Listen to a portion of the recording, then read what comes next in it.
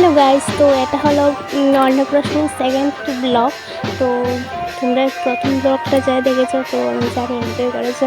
তো সেকেন্ড ব্লগটা please enjoy করো পুরো ব্লগটা।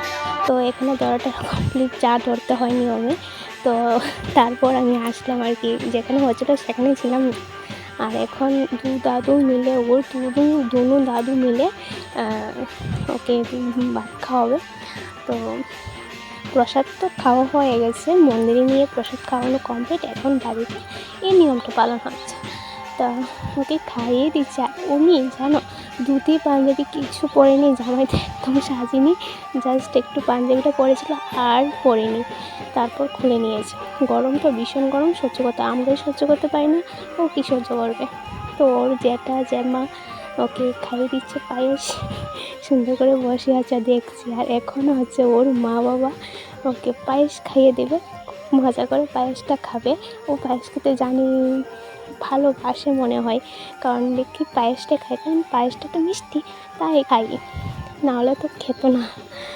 তো ওখানে সুন্দর করে খাচ্ছে বসে বসে, একদম দুষ্টুমি করছে না, খুব ভালো লাগে দেখে। কিন্তু একটি জামাইয়ের সাজিনি, জামাইয়ের উপরে আর দেখা হয়নি পাপাকে। তো যাই হোক, এখন জল খাওয়াবে, তো এরপরে আশীর্বাদ করা হবে আর কি। তো চলো, জল খাওয়া কমপ্লিট। এখন আবার দাদু নিয়ে বসেছে, এখন ও ঘোড়ায় উঠে বসেছে, ঘোড়ায় উঠে বসিয়ে তারপর আশীর্বাদ করছে।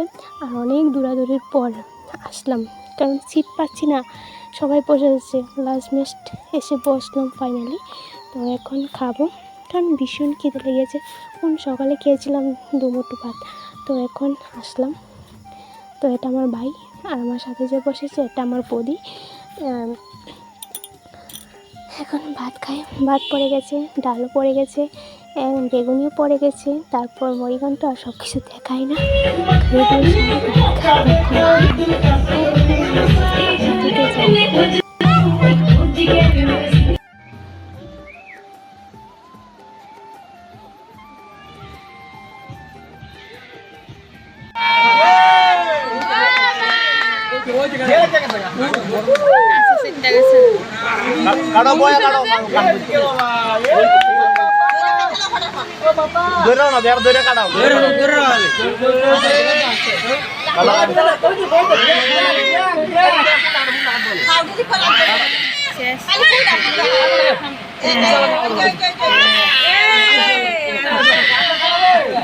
আচার